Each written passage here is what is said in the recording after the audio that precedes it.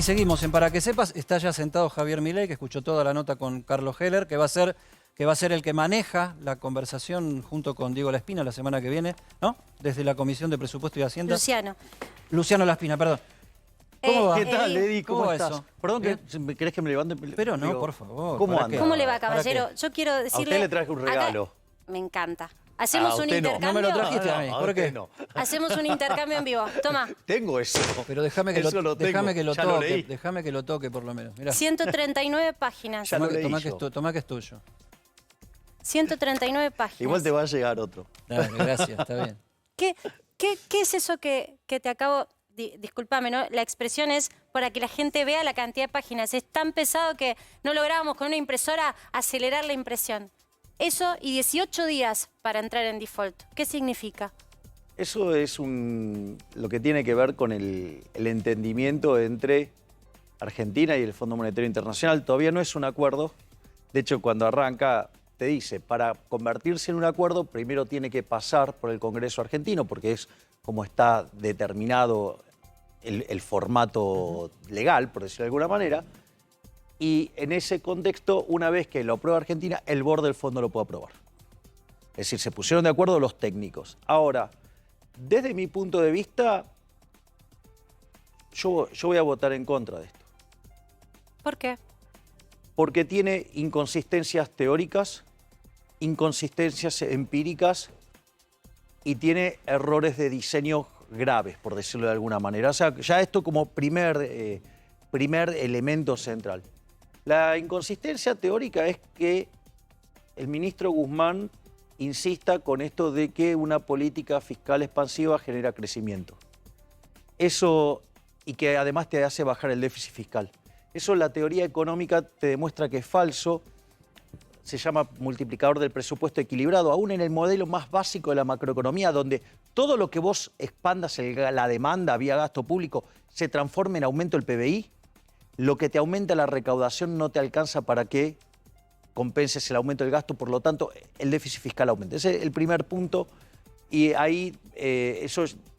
Imagínate que en una economía que no es pura ajuste de cantidades, o sea, ya digamos, y que tiene una inflación en el nivel del 50%, viajando a niveles del 60%, no se va a dar. Ese es el primer punto. O sea, esto ya es más allá de mi visión como economista. Esto es un problema técnico, aún en el marco analítico, de que, si me quisiera poner en los zapatos de Guzmán. O sea, en el marco analítico mío es incendiario. El otro elemento es de índole empírica, porque ustedes me podrían decir, ¿sabes qué, Javier? Todo bien con la teoría económica, todo bárbaro, pero a mí, ¿qué me importan? Los números, los datos. A mí háblame de los datos. ¿Para qué me sirve esto? Claro, exacto. Esa es la pregunta correcta. El otro, una discusión de técnicos. Argentina aplicó ese modelo de los últimos 121 años durante 111. De ser el país más rico del mundo, hoy somos 70 al oficial y entre 130 más o menos al paralelo. Sí, claramente el modelo no ha funcionado. Ahora, Javier, ¿qué había que hacer con esto? Porque lo que estamos conversando es esto, o sea, la deuda la asumiste en el 2018, se entró en una renegociación, está este proyecto, no lo voto. ¿Cuál era la alternativa? Bueno, ese te diría que es la discusión, son los tres enfoques que se están presentando sobre este tema. Un enfoque es el enfoque que tiene que ver con el ala dura del gobierno y la extrema izquierda, por decirlo de alguna manera. En ese sentido, ellos que dicen que el ajuste lo paguen los acreedores, es decir, que lo pague el Fondo Monetario Internacional, vendría a ser este caso.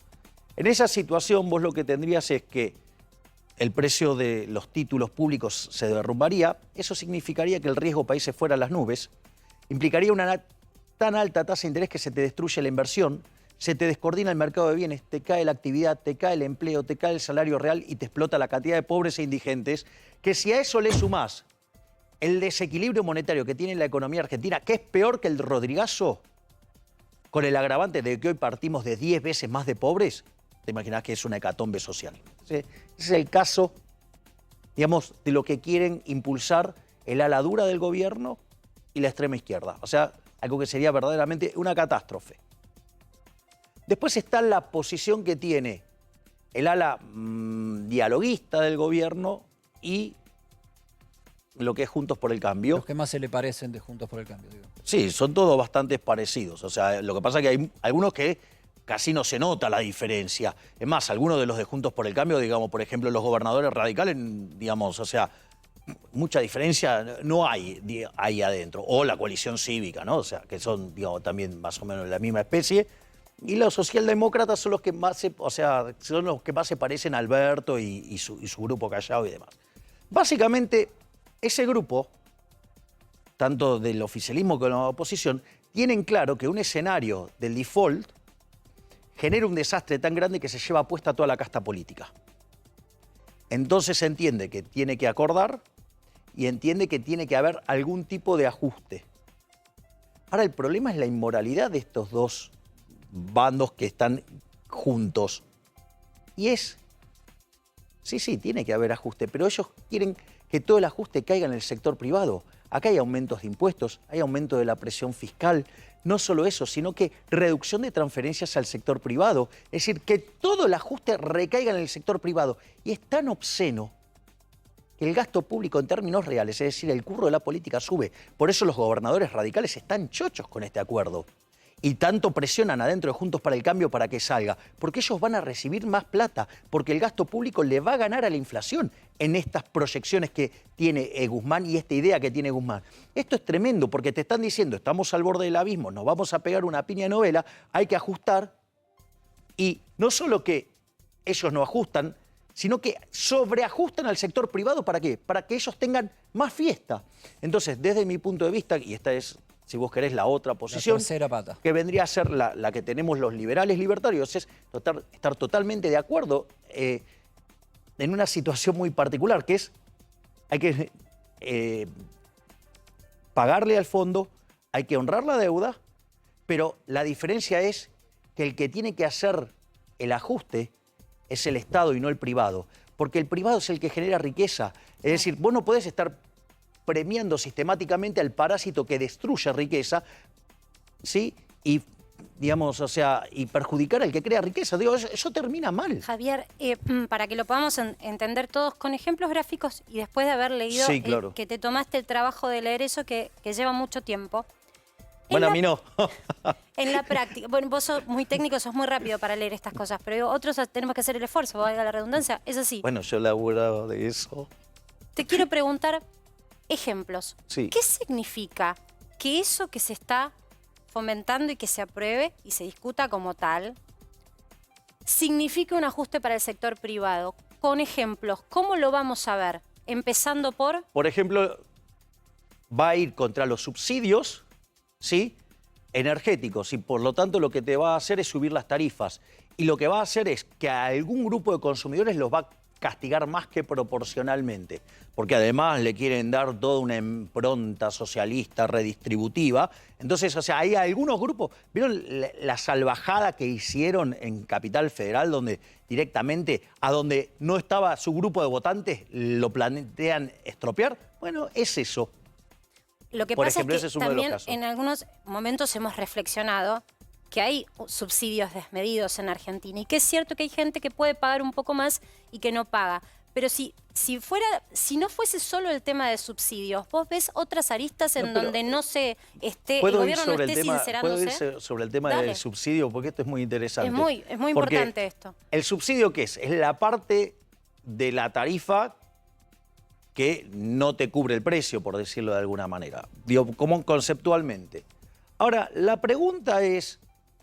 Sí, vos no pagás todo, hay otro que está pagando lo que falta. Claro, Vos con tus exactamente. impuestos, Edi. Claro, pero claro, Sos vos exacto, mismo, digamos, o Edi. sea, después lo paga otro. O sea, o lo paga, digamos, no sé, las generaciones futuras con deuda, o lo pagan, digamos, los más vulnerables con impuesto inflacionario, o digamos a otro que le cobraron impuesto. Eso es decir, es meter la mano en un bolsillo y ponerla en el otro. Es bastante salvaje el mecanismo. Pero ¿qué es lo interesante? Que vos podrías recomponer la ecuación económica financiera del contrato de las empresas, que es lo que importa, minimizando el impacto en precio, que es bajando los impuestos. Porque tomás vos la boleta que te llega y la mitad es impuestos. Por lo tanto, vos podrías duplicarle los ingresos a las empresas sin que a la gente le cueste un solo peso. Ah, pero eso implica ir contra el gasto público, es decir, implica ir contra el curro de la política. ¿Hay alguna baja de impuestos propuesta en estas 139 páginas? No. Ahí, de hecho, digamos, lo que se está pensando en hacer este impuesto que era transitorio a la riqueza, hacerlo permanente, o por lo menos estirarlo un año más. Bueno, o sea, lo empiezan a estirar así, después termina volviéndose permanente. Otra cosa más que están planteando es que un revalúo de los bienes, para que cuando te hagan el cómputo de impuestos te cobren más impuestos. Otra cosa es aumentar la persecución fiscal. Y la realidad, eso también es bastante peligroso, porque en general las empresas no es que no pagan porque no quieren, o las personas no pagan porque no quieren, no pagan porque no pueden. Hay empresas o personas que están en la informalidad, porque si entraran a la formalidad quiebran. Ahora, lo que va a ver la gente es que vas a votar tal vez con el kirchnerismo y con la izquierda. Sí, eso, digamos, sí, pero por motivos distintos. Es decir, vos fíjate, está muy bueno el punto que hace Sedi, porque quizás vos te recuerdes lo que pasaba en el 2001, 2002. Todo el mundo criticaba fuertemente al Fondo Monetario Internacional. E internamente también se lo criticaba. Ahora, internamente se lo criticaba al fondo, ¿por qué? Por ser duro. Y externamente se lo criticaba, ¿por qué? Por ser laxo. Es decir, en principio, digamos, o sea, es más, si querés, yo hasta estoy de acuerdo en la idea de que hay que eliminar el Fondo Monetario Internacional. Me parece una institución para otra vida, casi. nefasta. No, bueno, pues es un tema no menor, porque vos, o sea, haces un desastre macroeconómico, te dan asistencia y le pasás el muerto a otro. O sea, es de una crueldad enorme. Pero bueno, estaríamos hablando de un nuevo orden del mundo. Hablemos claro, de pero la por Argentina, que tanto nos cuesta entenderla, está tan cerquita. Exacto. Y después, o sea, la crítica mía no es que, digamos, o sea, yo que me quejo de esto, ¿por qué? Porque es inconsistente. Es más, les voy a dar una pista de la aberración que es este papelito. Cuando vos haces una proyección, hacia el final de la proyección tiene que pasar por un lugar. Vos no podés proyectar cualquier cosa. La proyección tiene mucho de arte, pero está limitado. O sea, hay límites del arte que le podés poner. O sea, aun cuando parezca que el Excel... Arte y zaraza, ¿no? Arte y zaraza. Claro. Arte y vamos viendo. Claro. Ahora, ¿cuál es el problema? Vos sabés que algunos dibujos ni siquiera te los acepta el Excel. Trata de dividir por 0 y vas a ver que no te lo acepta. Te va a pegar ese error. Bueno. Fíjate esto, es lo interesante. Cuando vos haces una proyección, lo que tenés que, digamos, vos vas a llevar esa economía en una proyección e implica que vos tenés que repagar tu deuda. Cuando, digamos, tiene que pasar por ahí. Ahora, fíjate esto, Argentina hoy tiene una relación deuda-producto que oscila entre, si lo tomas al tipo de cambio oficial, 65-70%. Si lo tomas al paralelo, 130, 140. Si Guzmán dice que de largo plazo crecemos al 2% y el superávit primario va a ser 1%, vos te podrías preguntar a qué tasa Argentina es solvente. Es decir, a qué tasa de interés es consistente toda esta porquería. ¿Sabes a cuánto? A 3%. La tasa de interés de Argentina en el mercado hoy es 31% en dólares. Si tomas el riesgo país promedio, la tasa de interés en Argentina es 22-23%. Si tomas el riesgo país promedio de la historia argentina, que es 800 puntos básicos, quiere decir que la tasa andaría entre el 8 y el 10%. ¿Sabes qué quiere decir esto? Esto es una porquería, que no cierra, es inconsistente. Que es mentira. Claro. Básicamente, te quiero llevar a un punto dentro de lo que... ¿Puedo hacer una acotación? Sí, dale. Es decir, si vos estás proyectando que vas a un default, ¿cómo digo vas a tener proyecciones que no son de un default? ¿O decís que vas a un default sí o sí? Tío, si estos son los números, vos defaulteás. Esto no es sustentable. ¿Cuándo?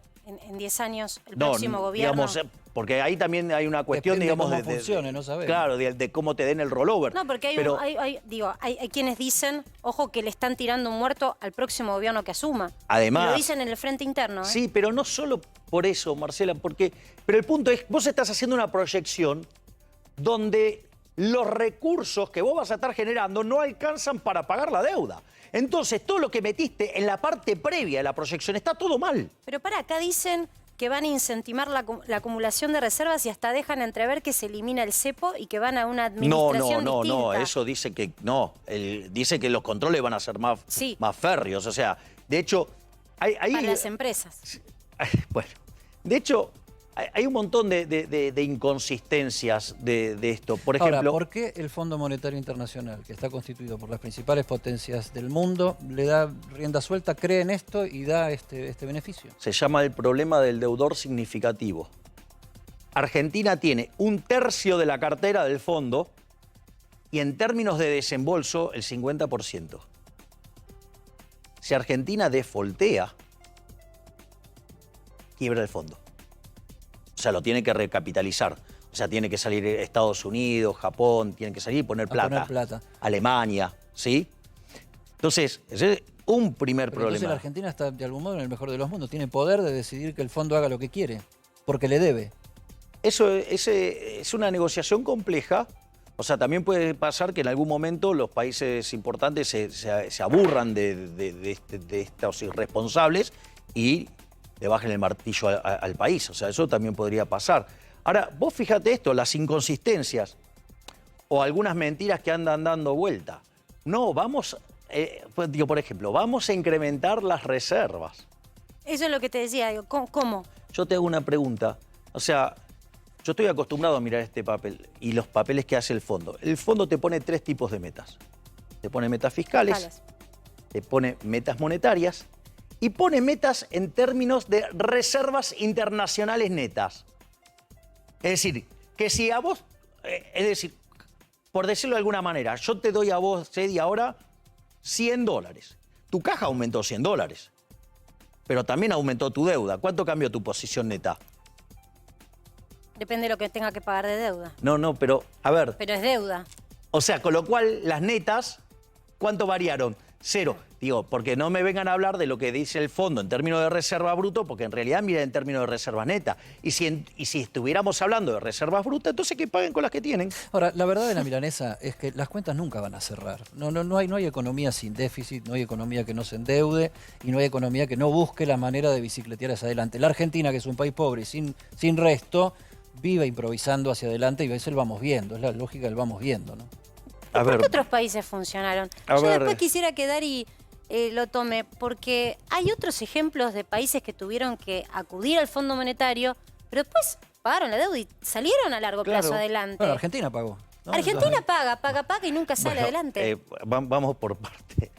Quiero ir al punto que levantó Eddie, que está bueno. Ojo cuando se habla de déficit. Vos, en realidad, tu capacidad de pago viene dada por el valor presente de los superávit futuros, es decir, de todos los superávit que vas a tener primarios futuros de acá a la eternidad, por decirlo de alguna manera. Ahora, en general, los países tienen superávit primario y eso es lo que les permite endeudarse. Porque vos podés tener déficit en la línea financiera, es decir, cuando tomás el superávit primario, le restás los intereses y vas a déficit. De hecho, si vos tuvieras déficit financiero 0, esto quiere decir que el resultado primario se mapea exactamente con los intereses, a vos te va a caer la deuda. ¿Por qué? Porque si vos creces, la relación deuda-producto, ¿qué pasa? Cae. Por lo tanto, digamos, o sea, vos serías solvente. O sea, no sería un problema. El problema es que... Si sos más grande, tenés más espalda y te va a ir mejor. Esto no es problema de tamaño, por decirlo de alguna manera. Esto es un problema de definiciones contables. Argentina tiene déficit primario, Eddie. O sea, Argentina el año pasado terminó con déficit primario de 3 puntos del PBI y ahí adentro metió el DEC los DEC que le mandó el fondo. Si no, era más grande. Eso significa que Argentina tiene que hacer un ajuste de 7 puntos del PBI para pagar la deuda. Para que todos podamos comprender, sin pagar la deuda que tiene, solo pensando en los gastos fijos que tiene déficit. Es una familia que no le alcanza la tarjeta de crédito para llegar a fin de mes. Entonces es tan tóxico lo que le pasa que casi es estructural. Yo quiero ir un minuto, Javi. Sí, claro. Nos despegamos un minutito de los números porque quiero ir a esta imagen. Porque esta es la imagen de una campaña electoral. Esta es la imagen, casi te diría, de un Milei que se proyecta presidente. A ver, eso es campaña electoral, de hecho. Porque eso es el... Es un libro, ¿no? Digo, pero... Sí, es esa foto. Es más, si la abrís, se ve Porque de hecho, el libro en el medio, mirá, es lo que fue el acto en Plaza Holanda, que es cuando yo inicié la campaña de las PASO. O sea, pero sí, el camino del libertario está lanzado. Y Vos dijiste hoy más temprano que era un libro de un futuro presidente de la nación. Y me dijeron 3 opciones y dije que podía hacer las 3. Así que puedo contestar la que quieras. No, nosotros salimos a hacer una encuesta con A24.com si Javier Milei puede ser presidente de la nación. La tenemos ahí para verla y podemos votar incluso, ¿eh? Bueno, yo te voto que sí. Yo voto que sí. A ver, es un Yo voy a votar hoy por hoy, no. Es un autovoto esto. ¿Vos, Marce? Yo creo que sí. ¿Vos crees que sí? Yo creo que en Argentina Javier Milei puede ser presidente y además hay una realidad. Lo está haciendo pulmón. Hay que decir que no veo demasiados grupos económicos apoyando. 6.730 votos, quedan 19 horas todavía, podés seguir votando todo ese tiempo. ¿Y cómo está el resultado? Yo ya dije que no. ¿Cómo votamos, Eddie, acá? Estamos divididos. A ver, vamos a ver los chicos. Démosle el voto a Marcela, poné el sí. ¿Qué dice Angulo y qué dice Mizrahi? Yo creo que como Eddie, por ahora no. Y yo me inclino por el no. Javier, Entonces votemos que no, a ver. Porque Quedó si el no. A ver qué pasa en vivo. Quiero ver los resultados. Sí, mira. Bueno, Es Argentina esto. 78,9% dice que Javier Milei llega a presidente de la nación argentina. ¿Y eso puede ser en el 2023? A mí me da miedo, pero después te explico por qué. No, bueno, está bien. O sea, siempre los cambios a la gente naturalmente le genera miedo. Y después de tantos años de esclavitud fiscal y mental a la que ha sido sometida la población argentina mediante el lavado de cerebro que implica la educación pública, independientemente que sea de gestión privada o de gestión estatal, sería normal que pase eso. Pero yo, digamos, me comprometí en lo que fue, digamos, mi discurso del día de la elección en el Luna Park. Dije que yo me comprometía a llevar a cada rincón del país una boleta liberal para que en el 2023 Argentina tuviera una opción liberal que pudiera votar. Por lo tanto, si en ese proceso a mí me toca el prodigio, no sé, el privilegio de liderarlo, lo voy a hacer. O sea, y si gano, digamos, no tengo ningún problema. Falta un año y medio. ¿Cómo armás gobierno? ¿Con quién? De hecho, yo, digamos, he dado mi visión de cómo tiene que ordenarse la política en Argentina. Yo dije que por un lado tiene que quedar la socialdemocracia y todo lo que esté a la izquierda, ya sea en el mismo lugar, tienen que estar las palomitas de Juntos por el Cambio, o sea, Larreta, Vidal, todo el ala de los tibios, ¿sí? Con la Unión Cívica Radical, que es la Internacional Socialista, la Coalición Cívica, que es todavía más de izquierda que los radicales, y el kirchnerismo, y si que quieren que se le sumen, digamos, a la extrema izquierda. Mientras hablas sigue votando la gente, ya estás en 79, ¿eh? Te digo, va subiendo la cantidad de votos porque nos están viendo en vivo y van votando. Salís presidente de acá. Invitamos a la gente a que se sume, ¿qué empiezo a opina? probar la banda. y lo otro que yo también considero es que del otro lado te tendrían que quedar las distintas expresiones liberales, te tendría que quedar el peronismo federal, el peronismo republicano, el menemismo y los halcones. Y vos tendrías un ordenamiento ideológico. Claro. O sea, esa es una posibilidad. Otra posibilidad es que vos tengas equilibrios de fragmentación. Y ahí, digamos, te podés encontrar como lo que pasó en Chile. ¿Te puedo llevar a la práctica? Por ejemplo, si tuvieses que hacer un gobierno, ¿lo pones a experta en tu equipo? No, porque es un liberal clásico. ¿Qué significa? ¿Cuál es la diferencia? Yo, por ejemplo, hoy recién repasábamos, experto hoy decía que él no está de acuerdo con no cobrar, porque él cobra por su trabajo. Hoy obviamente está cumpliendo un rol que es público, a diferencia de tu iniciativa. Bien, pero yo no critico eso. La semana que viene es la próxima, ¿no? Pero después hacemos propaganda la sí, hacemos el sorteo el 10. Pero experto. El tema de José Luis. A ver, José Luis está en todo su derecho, primero, de cobrar la dieta, porque él es un liberal clásico. O sea, yo filosóficamente soy anarquista y en términos de la vida real, porque tengo los pies sobre la tierra, soy minarquista. Pero, entonces, eso implica es un problema mío, de que yo considero que el Estado es una organización criminal, que los impuestos son un robo, entonces es una forma de devolverle ese dinero ser coherente. a su generador original. Ahora, pero si vos sos liberal clásico, puede tomarlo como una compensación. O sea que eso es el primer punto. El segundo punto es, esto tiene un problema de concepción. Por ejemplo, José Luis considera que debe haber intervención del Estado donde se producen fallos de mercado. Es decir, eso está perfectamente alineado con la teoría neoclásica. Y vos ni siquiera eso. Claro, yo no creo en eso. O sea, yo de hecho acabo de publicar un artículo académico que se llama Capitalismo, Socialismo, ¿sí? Y la trampa neoclásica, y explico que los fallos de mercado no existen. Explico que en realidad lo que los economistas llaman fallos de mercado es que la estructura matemática de la realidad no mapea con la de los modelos y se enojan con la realidad en lugar de tomársela como en el modelo. O sea, yo creo que hay que cambiar la matemática y hay que mirarlo de otra manera.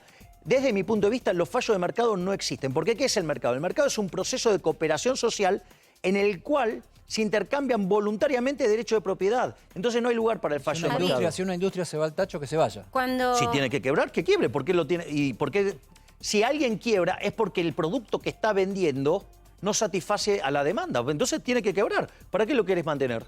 Javi, cuando con Eddie nos propusimos y nos planteamos hacer este programa, para que sepas, no es imperativo, sino para que sepas es para que el público participe y tratar de que esa información que a veces es tan difícil, nuestra tarea es llevarla al llano para que todos la puedan comprender. Y de última, vos del otro lado de tu casa puedas decidir. La verdad es que, bien remarcás vos, a veces las diferencias de la ideología, porque no nos las enseñan o porque es difícil de entender, quedan para un grupo selecto. Con nuestra producción nos propusimos tratar de repasar cuáles son esos fundamentos en los que vos crees y que es tan diferente a lo que hemos visto que ha pasado por distintas gestiones de ministerios de Economía o de propuestas de proyecto de ley. No sé si lo tenemos, Juancito, ya para mostrarlo, ese repaso y el punteo que hizo la producción. A ver, vamos juntos sobre las claves de los libertarios. ¿Qué son estos fundamentos, estas palabras que a veces se identifican en el discurso del libertario? A ver, apretón fiscal. A ver, cuando uno, digamos, por ejemplo, cuando nosotros miramos la cuestión fiscal, hay dos dimensiones del problema. Hay una que es de índole moral, que para nosotros es la más importante de todas, y después está la instrumental. Por ejemplo, si ustedes revisan lo que es mi primer discurso en la Cámara de Diputados, ¿yo qué digo? No voto un presupuesto que tenga déficit fiscal, porque el déficit fiscal vos lo tenés que financiar. Entonces, por ejemplo, si lo financiás con deuda, eso significa que le estás pasando el costo de la fiesta a tus hijos, a tus nietos, a tus bisnietos. O sea, personas que no votan o quizás ni siquiera nacieron. Por lo tanto, es inmoral. Si vos lo financiás con emisión monetaria, o sea, señoriaje, ¿cuál es el problema? El problema radica en que eso se transforma en inflación y le pega por lo menos 25 veces más fuerte a los que menos tienen. Y si vos subís los impuestos, es un robo, digo, desde nuestra concepción. Por lo tanto, vos fijate, el ministro Guzmán, ¿qué es lo que quiere hacer? Además, frente a la gran crisis, quiere expandir el gasto público y reventarnos impuestos. Ahora, y la vos oposición... en tu discurso están estas cosas, ¿no? Sí. Apretón fiscal, ignorancia monetaria, acumulación de reservas, control de capitales, crecimiento. Ahora, en este punteo hay una cosa que no está y que vos haces mucha apelación, que es somos la furia. Bueno, Y eso implica una actitud casi personal y de grupo hacia una circunstancia. Y puede sonar hasta violento, ¿no? bueno, a ver, voy a definir lo que son nuestro marco analítico y por qué nosotros después hacemos estas críticas y tenemos esas reflexiones sobre, por ejemplo, cómo criticar esto. Nosotros consideramos, digamos, nuestra definición de liberalismo, que es de Alberto Venegas Linchijo, dice: el liberalismo es el respeto irrestricto del proyecto de vida del prójimo, basado en el principio de no agresión y en defensa del derecho a la vida, a la libertad y a la propiedad.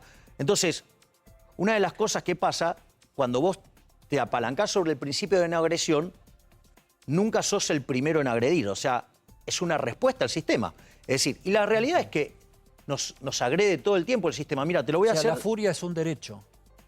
Es tu respuesta al acto violento del Estado. Ejemplo, ¿qué hace el gobierno? El gobierno emite dinero. Eso decían las guerrillas de los 70, por ejemplo. Bueno, está bien, digamos, o sea, yo te doy mi posición, digamos, después si otros... Pero vos no llamás a la violencia física, ¿o sí? Yo no estoy llamando a la violencia física. Estás hablando de una rebelión fiscal, por ejemplo, incentivar a que la gente que si no siente... Pregunto, si no siente que su situación de salud, de escolaridad de sus hijos o de protección en la vía pública, vía seguridad, no es coherente con lo que paga de impuestos, vos llamás a que no se paguen. Bueno, a ver, de hecho no lo es, porque Vos, por ejemplo, pagás por el sistema de salud, pero tenés una prepaga. Pagás por la seguridad y tenés seguridad privada. Digamos, y pagás por la educación y terminás, si podés, yendo a la educación privada. Entonces, digo, ya lo pagás eso y lo pagás 2 veces, o sea, lo cual es tremendo. Y en la pandemia lo pagaste 3, porque además encima recortaron los servicios que vos podías acceder para dárselos a otro y de repente estaban ocupando una cama que era tuya. Digo, o que vos habías pagado antes. Pero al margen de eso, mira, lo voy a hacer con el caso del control de capitales. A ver, los argentinos fugan, o sea, se vienen llevando los dólares. O sea, tenemos 400.000 millones de dólares en el colchón, por decirlo de alguna manera. Ahora, la pregunta de los argentinos son malos, no, es la respuesta a ¿qué? Al impuesto inflacionario. Es decir, el gobierno, para financiar el descalabro fiscal, emite dinero, ¿cómo vos te proteges? Saliendo del peso, o sea, comprando dólares. Como eso no le gusta al gobierno, hace algo absolutamente violento. O sea, ya es violento el impuesto inflacionario, ¿sí? Porque es un impuesto no legislado, o sea, te mintió, y cuando te mintió la contracara fue que te mintió, te generó inflación y te reventó el bolsillo. Porque si vos, no sé, tenés 100% de inflación y antes podías comprar 100 bienes, ahora vas a poder comprar 50. O sea, alguien te robó 50 bienes y vos no sabés quién fue. Sí, fue el Estado. O sea, ese es el primer punto. O sea, primero ya hay un robo ahí, hay una estafa, ¿sí? Con lo cual ya te está agrediendo. Pero no se queda ahí, ¿eh? No se queda ahí. Después, como vos querés comprar dólares, ¿por qué compras dólares? Porque es tu forma de mandar consumo del presente al futuro, es tu forma de ahorrar. Sí, y si vos ahorraras en dólares, en pesos quiero decir, ¿cómo te iría? Muy mal. O sea, te vas a quedar pobre, no te va a quedar nada. Entonces, mira, pensá si vos tenías $1.000.000 en el año 2001 y te quedaste en pesos. ¿Está claro? Digo, hoy estarías en la lona prácticamente. Entonces, en ese contexto vos ¿qué haces? Vas y te compras los dólares. Entonces, ¿qué hace el gobierno? Aplica una medida violenta, que es el control de capitales, porque si yo me gano mi dinero honestamente, yo podría gastarlo en lo que yo quiero. Sin embargo, el gobierno no quiere que lo gaste en lo que yo quiero, entonces no me quiere dejar comprar dólares, con lo cual castiga mi consumo futuro, porque si yo me tengo que quedar en pesos, voy a estar peor, castiga mi consumo presente, porque en la composición de bienes que yo quiero tener no me la deja tener, pero no es solo eso. Me obliga a demandar forzosamente pesos, con lo cual aumenta la base imponible del impuesto inflacionario. Mirá si el control de capitales no será una herramienta profundamente violenta. Entonces, cuando viene alguien y te pone el control de capitales, lo lógico es que te enojes. Es decir, cada vez que restringen tu libertad, igual, deberías enojarte, Javi, y mucho. Un kirchnerista te diría, bueno, pero los que más tienen que poder poner más para los que menos tienen y poder generar igualdad en una sociedad. Bueno, eso es el tema de la justicia social. Ahora, la justicia social es injusta, porque la pregunta es, ¿ustedes están a favor del robo? No, pero no me gusta la pobreza. No, bueno, está bien. A ver, bueno, ¿no te gusta la pobreza? Bueno, andá y asistí a los pobres con la tuya, no con la mía. Es decir, vos, o sea, porque además implica un trato desigual frente a la ley. Y eso es una aberración. Es absolutamente violento. Mira, te voy a dar a alguien que tenía una obsesión por la igualdad. Se llamaba Procusto. Procusto, ¿qué hacía? Invitaba a su casa a comer gente y los alcoholizaba. Entonces, cuando les ofrecía quedarse a dormir. Entonces, si eran muy altos y excedían la camita que él tenía, le cortaba las piernas o le cortaba la cabeza. Si era muy ancho, le cortaba los brazos. Y si era muy corto, lo estiraba. Es decir, ¿se dan cuenta lo violento? O sea, afortunadamente y gracias a Dios somos todos distintos. Eso es lo que genera la cooperación social, eso es lo que genera la paz. Porque si nosotros estamos complementarios, mirá, ¿sabés qué pasa, Marcela? Yo podría odiarte, no es el caso, pero supongamos, o sea, podría odiarte, pero ¿sabes qué? Yo dependo de que vos compres lo que yo vendo. Claro. Y si no lo haces... Tiene que haber una estrategia de seducción de mercado. Por eso Bastiat decía, donde entra el comercio no entran las balas. Y entonces eso es lo que fomenta el comercio. En cambio, en esta sociedad donde todos le quieren... Imagínate esto. ¿Qué sería si vos... Todas las personas no deberían pasar la altura promedio? Te quedarías sin lo maravillosa que es la NBA porque le hubieras cortado las piernas a Michael Jordan, a Magic Johnson, a Shaquille O'Neal, a tantos, no sé, a Kareem Abdul-Jabbar. Se me están cayendo las otras. Vamos a bajar un poquito a tierra y literalmente lo vamos a hacer porque tenemos un móvil en la calle para hablar con la gente. Salimos a preguntarle, y te lo vamos a preguntar a vos para dar la patada inicial al tema, si está más preocupada por el acuerdo con el Fondo Monetario Internacional o por la información de último momento que dice que estamos al borde de una tercera guerra mundial. Si querés te contesto yo. Sí, empezá vos y vamos Yo a la estoy más gente. preocupado porque haya una tercera guerra mundial. ¿Por qué? ¿Sabes por qué? Porque esto es gravísimo. Esto es gravísimo. Y yo alerté sobre estos riesgos, ¿eh? Yo dije, Si Trump pierde y queda en la Casa Blanca un socialista como Biden, tibio, débil, ¿sí? ¿Sabes qué? En un mundo complicado, con personas como Putin, personas como, digamos, Xi Jinping, digamos, o sea, China y, por ejemplo, el caso de Corea del Norte, estamos complicados. ¿Sabes por qué? Porque en esto hay una estrategia, o sea, esto era, en Estados Unidos se llamaba la estrategia Nixon. Es decir, vos tenés que mostrar un sentimiento anticomunista rabioso. Fíjate cuántas guerras hubo durante la presidencia de Trump, porque dijeron nos iba a poner al borde de una guerra mundial. Invaden más los demócratas que los Exactamente, es decir, digamos, los zurditos americanos, o sea, son más complicados digo, que... si decís en serio que Biden es un socialista, ¿no? Pero sí, lo digo en serio y convencido y digo, tengo... Pero son categorías que vos manejás, digamos, sí, por eso. Estudiaste el marxismo y el socialismo. No, digo, hay distintos pelajes de socialismo. O sea, el marxismo, digo, es otra cosa, están los trotskistas, o sea, hay distintos. Los que votan como vos en el Congreso, digamos. Está bien, pero por distintos motivos. Entonces, en el fondo, sí, ellos no, digamos, no creen en que hay que tener las cuentas en orden, yo creo que sí. Ellos creen, digamos, en que si tienen que matar gente no les importa. A mí eso sí me molesta. Ellos, digamos, se basan en la envidia, en el odio, en el resentimiento, en el trato desigual frente a la ley, en el robo. O sea, no son los valores que yo adhiero. Pero quiero ir a este punto. ¿Sabes cuál es el gran problema? Porque ahora, ¿qué es lo que vos tenés? Tenías un presidente de Estados Unidos débil. Eso Putin lo vio y con eso avanzó, ¿sí? Y entonces, ¿qué es lo que pasa? El problema es que después se empiezan a dar manija entre ellos y empieza a escalar. Ese es el gran problema. ¿Y sabes cuál es el gran problema ahora? Es cierto, si vos tomás la potencia militar de Rusia y la potencia militar de China, está muy abajo de Estados Unidos. Entonces vos decís, bueno, entonces Estados Unidos puede poner esto en orden. ¿Sabes qué? No. Porque todos tienen, esos tres mencionados tienen capacidad de apretar un botón y hacer alcanza. volar el planeta. ¿Te parece si vamos a la calle y escuchamos a la gente a ver si también conoce y toma conciencia de lo mismo que está diciendo vos? Por ahí tiene una opinión distinta. Está allí nuestro equipo trabajando para preguntarle a la gente qué opine, que se sumen. Marce Padovani, ¿cómo estás? Vine acá en la zona de Palermo, en un shopping muy conocido, Santa Fe y Coronel Díaz casi. Le voy a preguntar acá a la gente que está en la parada. Claro, está tomando el colectivo la gente. Vamos a ver cómo resulta. Amigo, ¿te preocupa más la guerra o el de acuerdo con el fondo? Vaya. Bueno, ahí se va el amigo. Esto podía pasar. Bueno, Claro. seguimos. Seguimos. Bueno, vamos a la esquina. Sí, vamos que a la esquina, gente ver no si- le importe ni una ni A ver. otra cosa puede pasar No, también. me importa subir al colectivo. Obvio. Puede eso ser, es lo ¿no? que más me Puede importa. ser La también. vida misma, claro que sí, Marce. Puede pasar. A ver, acá la chica le pregunto, ¿cómo estás? Te pregunto, ¿te preocupa más la guerra o el acuerdo con el fondo? No quiere responder la chica. Bueno, seguimos. Señor, ¿cómo le va? No quiere hablar el señor. Bueno, son cosas que pueden pasar. Ya había avisado Claro. que esto podía pasar. Sí. Son cosas que... ¿Sabes por qué?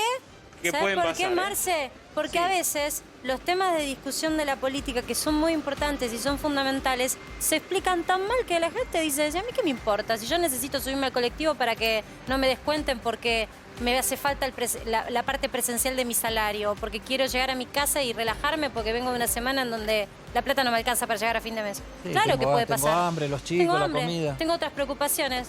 A Tengo ver, el voy a barbijo intentar puesto, acá tengo miedo al con el COVID. amigo que tiene un Todo es nenito, válido. mira.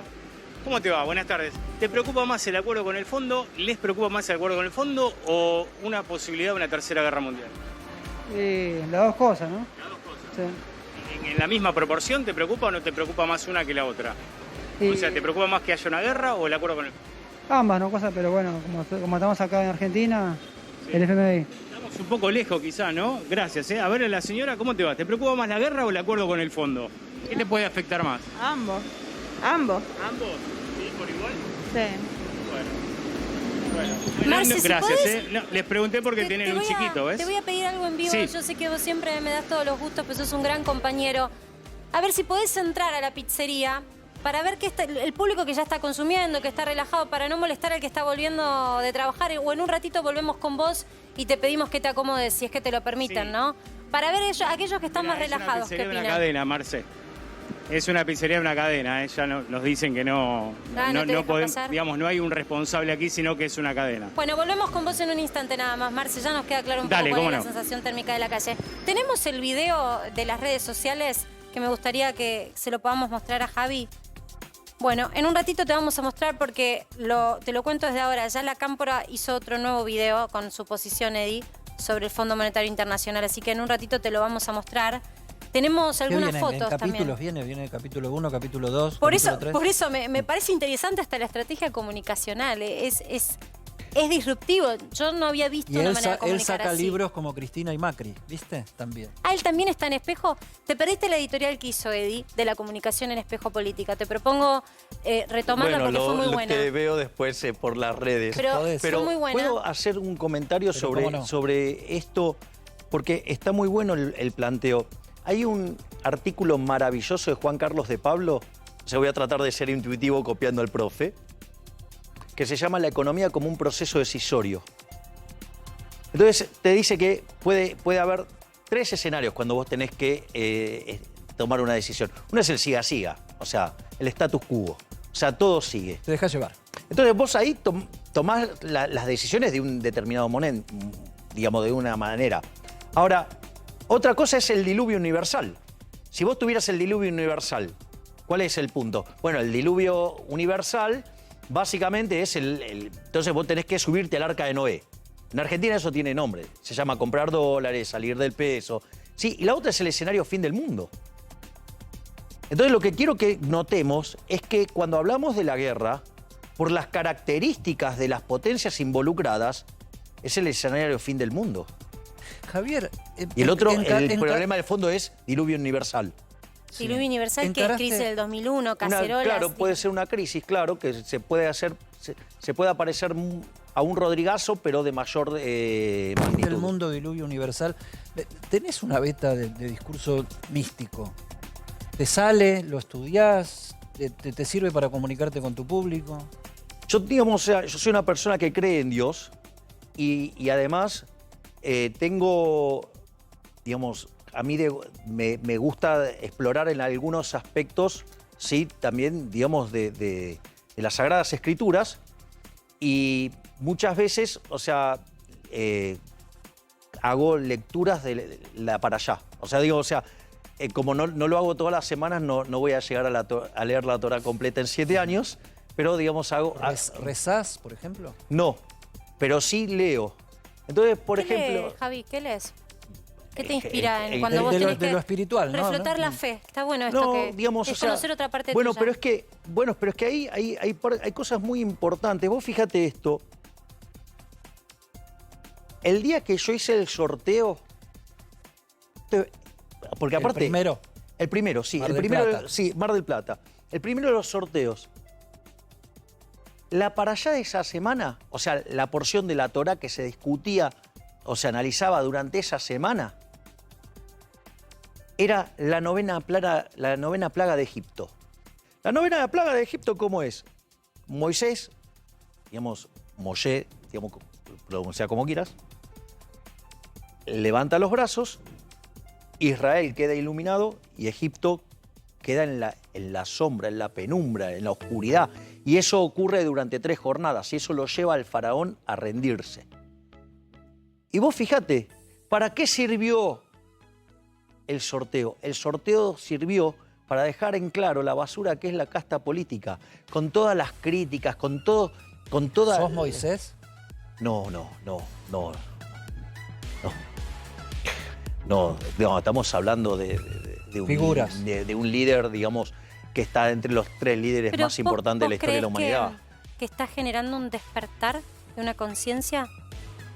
Eso sí hay un objetivo. De hecho, cuando yo O sea, cierro... una especie de Mesías. No. Cuando yo cierro el acto de Plaza Holanda, que es cuando arrancamos con las PASO, Esta foto. sí, exactamente, eso es cuando ingreso. Cuando termino, digo, yo no me metí acá para guiar corderos. Yo me metí acá para despertar leones. Y esto es muy importante. ¿Qué es lo que te pide un político en general? Te pide que lo votes para que le des el poder y hacer cosas. Yo en realidad, ¿qué era lo que pido? Digo, es dame el voto para devolverte el poder.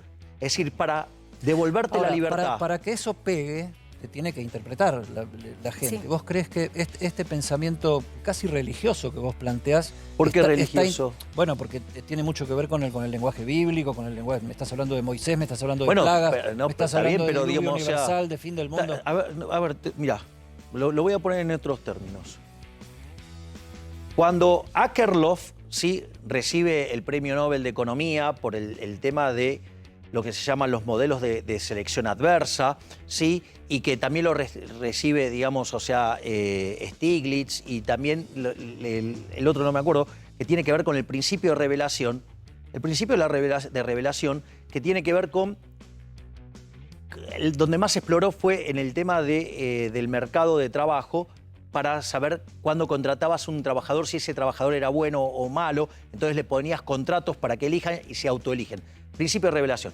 Ahora, vos sabías que el principio de la revelación ya estaba en la Biblia, estaba en la Torá, o sea, estaba en el Antiguo Testamento. Es el caso del rey Salomón. El rey Salomón se encuentra frente a dos mujeres que están reclamando por que son la madre de un determinado chico. Cuando él dice... Y claro, el fallo salomónico, o sea, ¿qué quiere decir eso? Cuando dice, bueno, partamos el chico a la mitad cada una. Entonces, la verdadera madre dice, no, que se lo quede ella. Y ahí descubre que es la verdadera madre. Eso se llama principio de revelación. Ahí ya lo tenías en la Biblia. Así que, mira, te voy a dar otra cosa. Robert Aumann, Premio Nobel de Economía por sus desarrollos en teoría de los juegos, es rabino. Y mirá qué interesante. Vos, cuando vos tenés el problema del dilema de los prisioneros, ¿sí? Que básicamente la solución del dilema... Lo explico porque si no, digamos, voy a estar explicando una solución de algo que nadie está entendiendo. Si no. Es decir, vos tenés dos reos, los tenés incomunicados y vos le decís que si confiesa, ¿sí? Y el otro no confiesa, queda libre. Ahora, si se calla y el otro confiesa, te comes tremenda cárcel. ¿Cuál es el incentivo de los dos? Confesar. Cuando los dos confiesan, los dos se terminan comiendo un montón de tiempo. En cambio, si los dos se hubieran callado, zafaban los dos. Dame un segundo. Te quiero mostrar un par de cosas reveladoras. Pero ¿cómo se arregla eso? Eso se arregla con cooperación. Pero, ¿me entendés? O sea, entonces, mira, ok, nosotros en lugar de estar separados, nos sentamos, arreglamos, cooperamos. Ahora, en realidad, no solo alcanza con que vos cooperes, sino que además el juego tiene que ser infinito. Porque si el juego termina pasado mañana alguien va a traicionar, entonces no jugás pasado mañana, jugás un día antes, entonces, o sea, mañana, entonces traicionás, entonces terminás traicionando y nunca funciona. Entonces, la única solución que tiene el dilema de los prisioneros es la cooperación social y que el juego sea infinito. ¿Y eso sabe dónde está la solución? Jesucristo, cuando dice tenés que poner la otra mejilla. A mí me parece muy interesante. En el concepto de vida eterna. Me parece muy interesante porque Javier, que en mi caso yo lo conozco hace muchos años, es sumamente técnico y lo que él estudió es algo que no es que todos los economistas lo entienden, es sumamente técnico, pero él encontró en estos ejemplos gráficos una forma de hacerse entender y que me parece que es válido, que es la democratización del saber.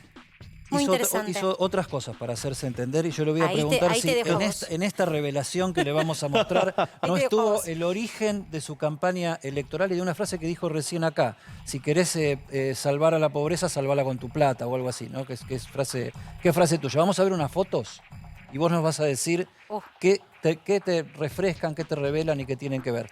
Yo digo que acá, en esta pelea que tuviste con Sol Pérez en el año 2019, empezó tu carrera política. No, fue una discusión donde ella tenía una posición, yo tenía una posición distinta. Nada más que eso. Lo único que te generó esa pelea en su momento fue eso. Te dio una gran visibilidad, ¿eh? Ya la tenía antes. A ver, la próxima. Gente que quiere tomarse café con vos, me parece. Una sí, el otro no. Bueno, con el Steve Jobs falso, digo, claramente no me juntaría. ¿Steve Jobs falso? ¿No viste que se disfraza de Steve Jobs? ¿Puede decir que te ha estudiado que el marketing político le propone que copie a Steve Jobs? Pero claro, está claro, es demasiado evidente. Pero no solo eso, sino que además, mirá qué interesante. Pero Steve Jobs era un empresario exitoso, es decir, era un creador de riqueza. Generaba riqueza sirviendo al prójimo con bienes de mejor calidad o mejor precio. Y sin embargo, digamos, o sea, Larreta es un gastador compulsivo, o sea, y en el fondo es un destructor de riqueza. O sea, ¿por qué? Porque en el fondo es un fanático del Estado. Es decir, un destructor de riqueza. Es justamente, se disfraza del creador de riqueza cuando en realidad es un gran destructor de riqueza. ¿Te arrepentís de insultarlo a Larreta o te parece que el insulto vale la pena en la política? Le dijiste cosas fuertes, ¿no? Bueno, primero, digamos, o sea, lo dije en una red social y la red social mía la manejo como se me da la gana. Ese es el primer punto. O sea, ¿No salvo tenés que, community manager? no tengo community manager. Soy el único político que no tiene community manager. Y lo otro es, o sea, con lo cual, digamos, lo que hago yo en mi red social es un problema mío. Digamos, o sea, si la querés mirar, la mirás. Si no la querés mirar, no la mirás. Digamos así. Y no estoy de acuerdo de que nadie me venga a decir, digamos, a censurar qué es lo que digo o lo que no digo. O sea, con lo cual, si les gusta bien, si no les gusta.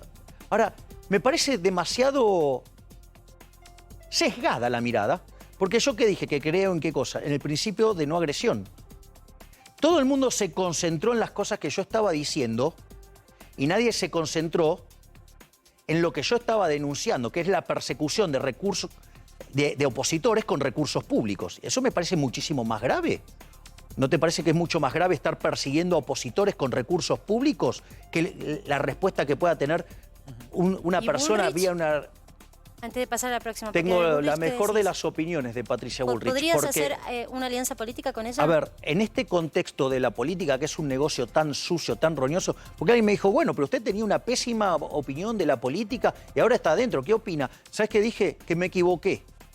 Porque me quedé corto, es peor, es una basura muchísimo Ahora que la ves peor. más de cerca es peor. Es muchísimo Vamos a peor. ver una no, foto. pero pará, no, porque Sí, dale, todavía dale. no terminé de contestar sobre Bullrich. Dale, sí, por y favor. además, los que vos crees que son malos, ¿sabes qué? Son malos. Pero los que crees que son buenos son infinitamente peores.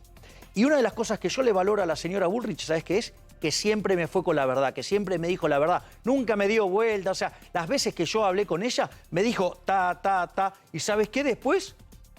Fue así, lo cumplió. Para mí eso tiene un valor enorme. No como otros que te hacen operar, digamos, y que utilizan recursos públicos para operarte, para ensuciarte, para inventarte cosas, ¿sí? O para hacerte acusaciones verdaderamente aberrantes. Vamos a la próxima foto, a uno de los protagonistas de la foto, lo mencionaste recién, no lo tendrías de ministro o de algo así porque es un liberal demasiado Hay clásico. tres que son muy populares. ¿En qué quedó esa alianza frustrada que iban a hacer antes de las elecciones y terminaron siendo separados? Espert, Milei, Y Kachanowski. López Murphy, Kachanowski también, pero López Murphy, ¿no? Bueno, López Murphy decidió ser empleado de Larreta. Decidió sumarse a la estructura socialdemócrata. Por lo tanto, o sea, eso ya en sí mismo, yo no me puedo juntar con un socialdemócrata. Hay un video maravilloso en esta casa de Larreta con Alejandro Fantino, cuando Larreta le empieza a describir que cobrar impuestos crea riqueza porque permite hacer obra pública y eso genera más impuestos y permite gastar más. No es una cosa verdaderamente. Y Ale Fantino le dice, muy sabiamente, le dice, pero vos sos keynesiano. Y él le dice que sí, absolutamente. Y Fantino, digamos, ni lerdo ni perezoso, le dice, sos igual que Kicillof. Y Larreta es Kicillof de buenos modales. Y López Murphy decidió ser empleado de Larreta. Decidió destruir el liberalismo desde una posición servil a un socialdemócrata. O sea, que Javier, vos encima le crees que le hizo daño al espacio de la. Bueno, los de que hecho, creen cuando él estaba en la en interna, en ser libertarios. cuando él estaba en la interna, ocupó más tiempo en agredir a mi espacio que en discutir con la propia Vidal. Javier, más fotos tenemos para mostrarte, para guiar la charla de esta manera más televisiva, ¿viste? ¿Qué foto sigue ahí? A ver si armas Acá algún está, lío mirá. adicional. Acá está, mirá. Esta también fue polémica, Javi, ¿eh? Vacuna. Tu pensamiento real sobre la vacuna.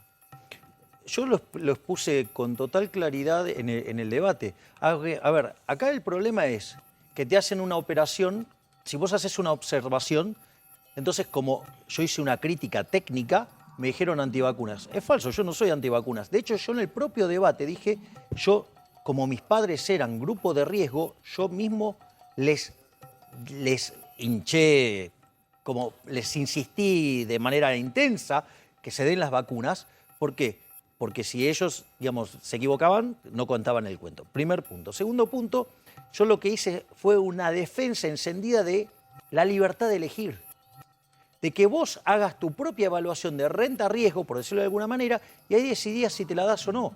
Y en ese caso, yo Ahora, cuando la libertad de elegir puede poner en riesgo la salud, ¿qué hace el Estado? Bueno, la pregunta es si tiene que haber o no tiene que haber Estado. O sea, y entonces juega porque ¿cómo se arregla este problema? No, la pregunta es si es lícito contagiar. No, bueno, a ver, cuando vos manejás un auto y pisás a alguien, tampoco es lícito. Y hay Entonces, pena. El Estado te pena. bien. ¿Y cómo se resuelve? Con una ley. Bien, no, pero ¿y vos qué haces cuando salís a la calle con el auto? ¿Qué haces? Contratás seguro. Por ejemplo, por lo menos llevás seguro contra tercero, porque si llega a pasar algo así, para que esté cubierto el siniestro. Es así como se resuelve una sociedad libre. Lo resuelve vía un sistema de seguros. Ahora, fíjate la perversión del sistema de seguro en Argentina, porque el Estado te dice, el Estado te cuida, ¿no? Ahora sucede que vos pagás la salud pública, ¿sí? Porque la pagás con tus impuestos, aunque no quieras, porque lo pagás a punta de pistola. Los impuestos, recordad, siempre se pagan a punta de pistola. No solo eso, sino que además vos pagás tu prepaga, si podés. Recordemos que el señor Delía se hizo atender en el Otamendi cuando se enfermó, o la señora Cristina Fernández de Kirchner, y todos grandes defensores del Estado se atienden en sanatorio privado.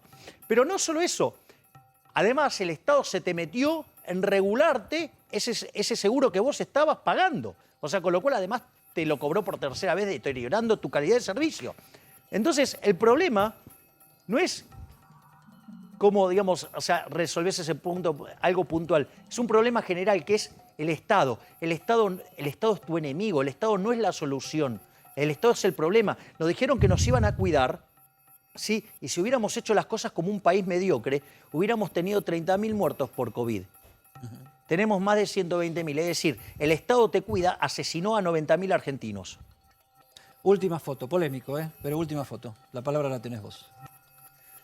Bueno, Martín Guzmán y la señora del fondo, Caterina Georgieva, ¿no? Cristalina, Georgieva. Bueno, Cristalina está evitando que el problema sea más grande de lo que es. Para ella. Claro, obviamente. Y es muy interesante lo que hace el fondo. El fondo, ¿qué hace? Le permite rolear la deuda. Es decir, que si Argentina se estrella no es por culpa del fondo, no es por culpa de las recetas del fondo. Es decir, el comunicado está escrito por el gobierno argentino. Ahí no hay que dejarse engañar por los políticos, que son basuras mentirosas. El fondo te dice, tenés que tener esta meta fiscal, esta meta monetaria y esta meta en términos de reservas internacionales netas. Después vos las cumplís como se te da la gana y el acuerdo queda escrito como vos querés. O sea, no hay que dejar que los políticos te mientan. Y en el caso de Martín Guzmán, desde mi punto de vista, es un pelele, es alguien que no es apto para el cargo que tiene, no está en condiciones, o sea, para el cargo que y lo demuestra cada día. Te quiero hacer una ¿no? pregunta. Si vos fueses presidente, ¿quién sería tu ministro de Economía? No lo voy a decir ahora, pero sí estuve, el sábado, de hecho, estuvimos 11 horas reunidos con mi equipo económico. ¿Cuánta gente es tu equipo económico? En este momento, digamos, hay 8 cabezas. Danos nombres de quienes te acompañan. Pero ¿hay gente que conocemos o son esos jóvenes que vos descubrís por ser docente? Hay algunos que son muy heavy metal.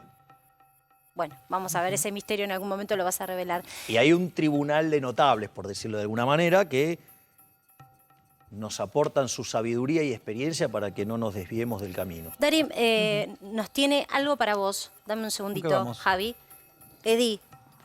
Porque recién reflexionábamos con Darí si el Fondo Monetario es tóxico y hay que eliminarlo, o si en rigor otros países, con todo lo que uno puede cuestionar de lo que es el Fondo Monetario, que asiste a un país pobre y después le quiere cobrar intereses que no puede pagar, si en definitiva todos quedan a merced de no crecer, si ir al Fondo Monetario te castiga de por vida, o si en realidad eso es lo que le pasa a Argentina.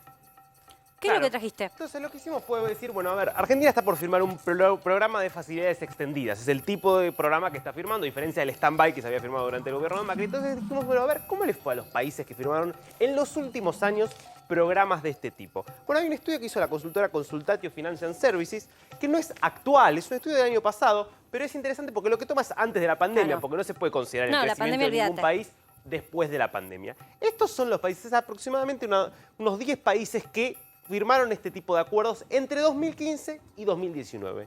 ¿No? Entonces estamos hablando de Angola, fíjate el nivel de los países, ¿no? Angola, Pakistán, Etiopía, Georgia, Costa de Marfil, Jordania, Mongolia, Túnez, obviamente países todos subdesarrollados, claro, ¿no? Ahora, ¿cómo les fue a estos países desde el momento en el que firmaron el programa con el FMI y empezaron a desarrollar las políticas acordadas con ese programa en comparación a cómo les había ido antes de firmar ese programa. Vos sabés que no son tan malos los números. Porque, por ejemplo, el promedio de todos estos países, a algunos les fue mejor, a otros les fue peor, pero el promedio es desde el momento de la firma del acuerdo, acá lo tenemos. A ver. Fíjate, crecimiento anual 1,4% del sumás PBI. a todos esos países y mirás cómo le fue más o menos y en promedio todos crecieron. En promedio, 1,4% anual desde el momento de la firma en comparación con los 3 años antes. Inflación, 2,6% a la baja, ¿no? A partir de la firma del acuerdo con el fondo. Y el déficit fiscal, 1,1% anual a la baja. O sea, números bastante buenos. Números mejores de lo que uno envidiables, creería. ¿no? ¿Cómo ve Javier Milei estos números y esta situación de los países endeudados con el fondo? Esto es muy interesante porque tiene que ver con las características de los programas de estabilización. Y la experiencia de Argentina es riquísima. Todos los programas de estabilización en Argentina que fueron de shock, que vendría a ser como línea más dura que el fondo todavía, sacando el del 59, fueron todos expansivos. Y todos los programas gradualistas terminaron en brutales crisis. Y eso tiene una explicación, hay una explicación teórica. Cuando vos haces un ajuste, eso implica que vos estás aumentando el ahorro. Si ese aumento del ahorro se traduce en más inversión, vos crecés. Si ese aumento del ahorro no tiene contrapartida de inversión, va a ser recesivo. Cuando un gobierno carece de reputación y por ende no es creíble, termina siendo contractivo. Entonces no tiene chance ese acuerdo, según vos. No tiene chance de que salga bien nada porque está mal diseñado, porque tiene errores técnicos y porque además este gobierno tiene cero credibilidad. A ver, tiene pásamelo. menos credibilidad que Pinocho con la nariz ascendiendo. Yo, Eddie, Sí. porque la verdad, digo, también quiero quiero respetar a quien se tomó el trabajo de escribirlo. Pero si la verdad está tan mal hecho y pasó así inadvertido, pero un funcionario de Guzmán renunció hoy, después de que se conociera este acuerdo. O sea que tampoco está tan fácil el tema en el frente interno. Yo te lo doy, Javi. ¿Qué hay que hacer con este acuerdo? ¿Puedo pedir algo a tu producción?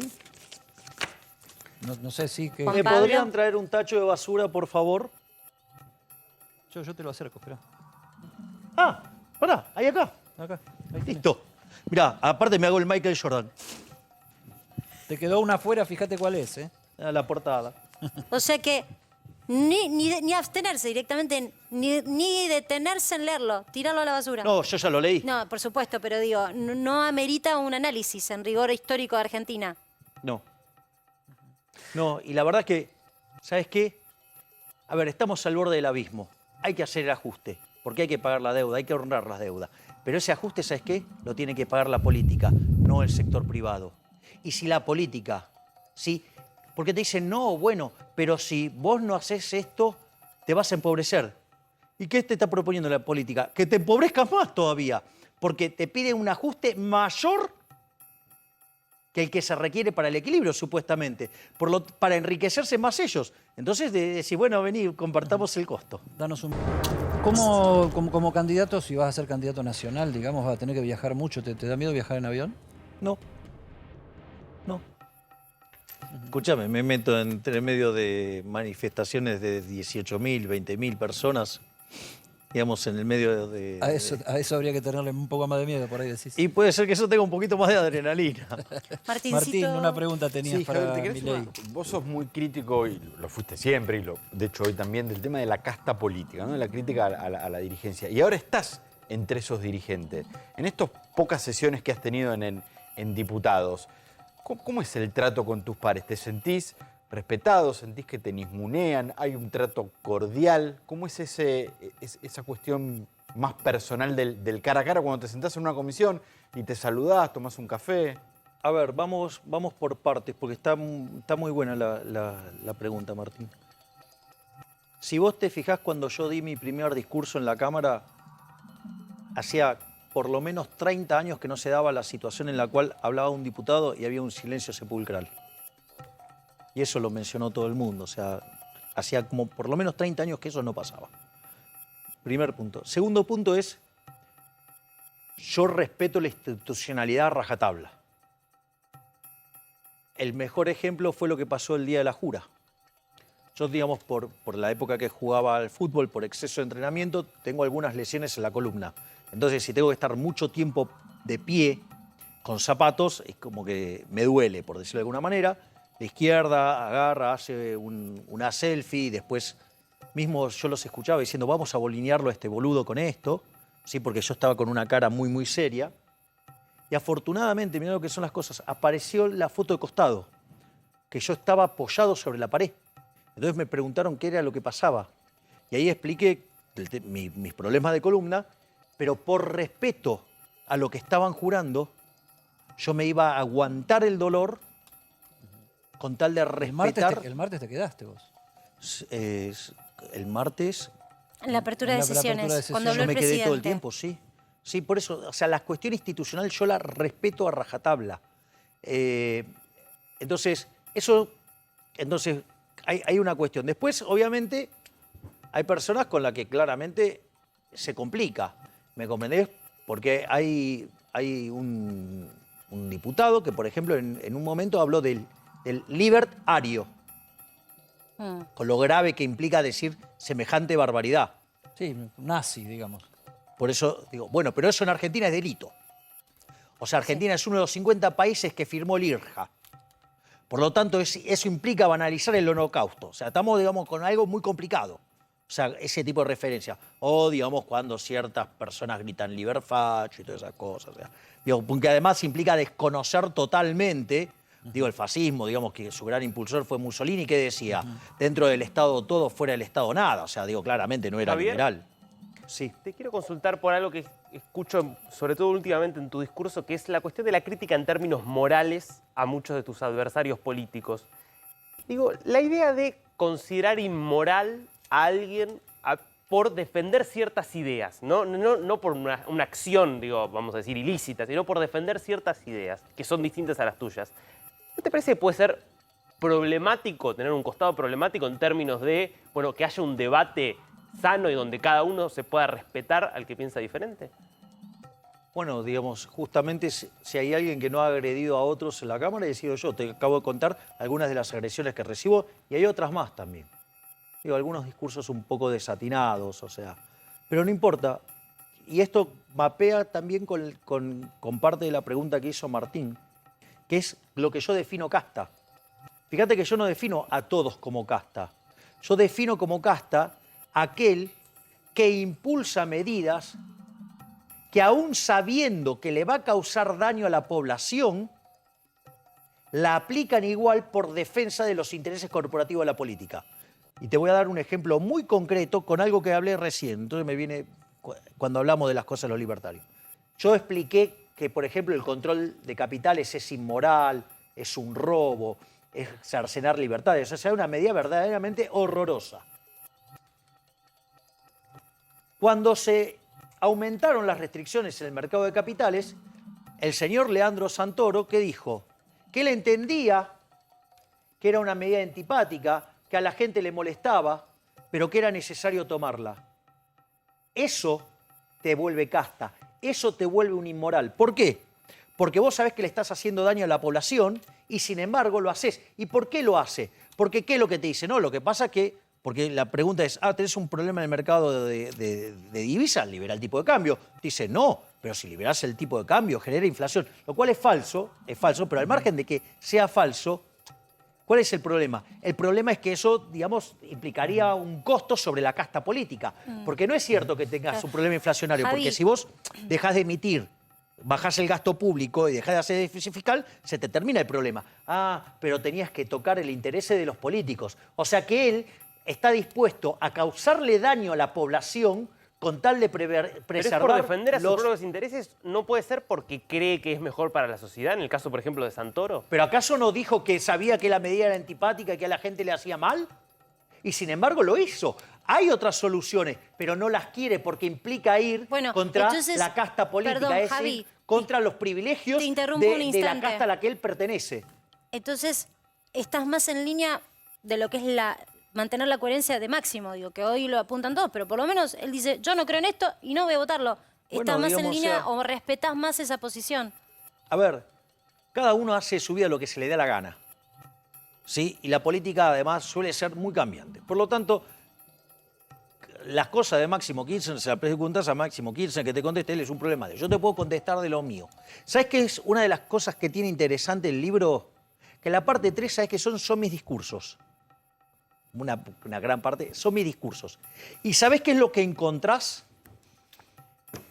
Que estoy cumpliendo todo. Por ejemplo, una de las cosas que dije es, puede haber un problema de incompatibilidades porque yo era economista jefe de uno de los grupos más importantes de la Argentina. Puede haber una incompatibilidad. ¿Qué hacen todos? Hacen una licencia sin goce de sueldo. Yo empecé a hacer la licencia sin goce de sueldo cuando arranqué las PASO. Y cuando accedí a la banca y a partir del 10 de diciembre iba a empezar a ser diputado, yo renuncié el 9 de diciembre. Con lo cual cumplí. ¿Qué dije? Dije que como una persona que cree en el individuo, en el autogobierno, llámese anarcocapitalismo también, yo considero que el Estado es una organización criminal y que vive de una fuente coactiva de ingresos llamada impuestos. Por lo tanto, le están robando a la gente. ¿Qué estoy haciendo? ¿Qué dije? Lo voy a devolver. ¿Qué estoy haciendo? Lo estoy regresando a la gente. A ver qué opina la gente de vos. Vamos con la encuesta mientras. Y acompañé la baja del IVA, poniéndola. que después, o sea, acompañé eliminar 3 artículos del Código Aduanero que permiten eliminar las retenciones. Por lo tanto, o sea, Mira, cada Javi, una de las cosas que dije las estoy cumpliendo. el resultado, por lo menos en redes sociales, que digo, es una manera de medir el termómetro de la opinión pública, no es la única, ¿no? Pero bueno, es un modo de hacer que la gente participe. Casi 10.000 votos. ¿Puede Javier Milei llegar a presidente de la Nación Argentina? Preguntábamos hoy más temprano con él y nos preguntábamos. Lo participamos, te participamos en redes sociales. Por el sí, el 80,3%. Y se fue actualizando porque, por supuesto, sigue votando la gente. Ahora, Milei podría decir, en los últimos 80 años la gente vota mal, ¿no? Bueno, puedo decir que aprendieron. Es una buena respuesta. La casta tiene miedo. Hola a todos, yo soy el león. Rugió la bestia en medio de la avenida. La casta corrió sin entender. Panic show a plena luz del día. Por favor, no huyan de mí. Yo soy el rey de un mundo perdido. Soy el rey y te destrozaré. Toda la casta es de mi apetito. ¡Viva la libertad, carajo! ¿Qué es esto? Es el inicio de uno de mis discursos. ¿Pero qué significa para vos? Para mí significa el despertar de los leones. O sea, entonces es hola a todos. Yo soy el león, o sea, vengo acá a ponerme al hombro, dar esta pelea por las ideas de la libertad. Y estas ideas son las que espantan a la casta política. La casta política le tiene miedo a la libertad. Última por sí o por no. Estás un poco loco. Bueno, eso es una medición relativa. Mirá lo que traje. La pepa de manes. Que no... Bueno, gracias, Javi. Gracias, Javier. Sí, nos Gracias, quedamos sin gracias. tiempo, pero quédense, ¿no? 24. Es interesante con las pastillas. ¿Qué pasó? Porque algún político que está interesado en frenar mi carrera política, ¿sí? Me mandó a amenazar diciéndome que había investigado y había conseguido mi historia clínica y que iban a decir que los psicofármacos que tomo. Así que les voy a contar. Acá, tómatelo en vivo, mira. Tomo Somit para dormir. Ay, ¡Ay, qué maravilloso. grave!